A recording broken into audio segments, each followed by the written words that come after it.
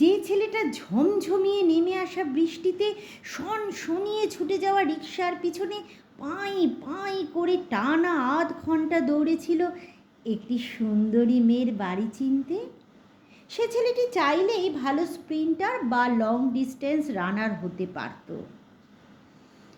কেউ ওকে বলেনি সে কথা। ছেলেটি এখন লোকের বাড়ি গিয়ে ল্যাপটপ সারায়, কোচিং সেন্টারে পড়ায়। যে মেয়েটা অনায়াসে গেয়ে দিত, গানে মোর কোন ইন্দ্রধনু, একটু তালিম পেলে হয়তো আকাশবাণী, দূরদর্শন, এমনকি চলচ্চিত্রের নেপথ্য গায়িকা। সেই মেয়েটি এখন অভাবের সাথে সাপ লুডু খেলে, রেস্টুরেন্টের সামনে নীল জিন্স লাল টি শার্ট পরে স্কুটি নিয়ে অপেক্ষা করে।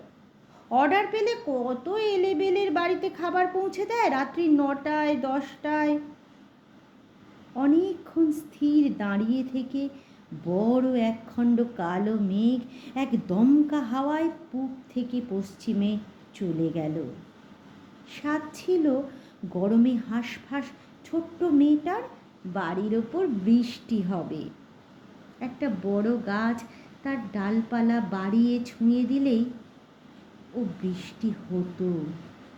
বুকের ভিতর জল ছিল 1000 গ্যালন। গাছ চাই, চারপাশে মহিরুহের মতো অনেক গাছ চাই। বৃষ্টি বুকে নিয়ে ঘুরতে থাকা সম্ভাবনার মেঘগুলো প্রতিদিন ভুল ঠিকানায় উড়ে যায়। পুড়ে যায় মহামূল্য মেহগনির শিশু চারাগুলি। অরণ্য হৃদয়হীন, নির্দয়, এ পাড়ায় ও পাড়ায়।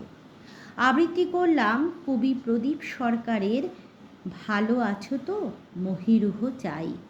আমার উচ্চারণ কেমন লেগেছে অবশ্যই জানাবেন।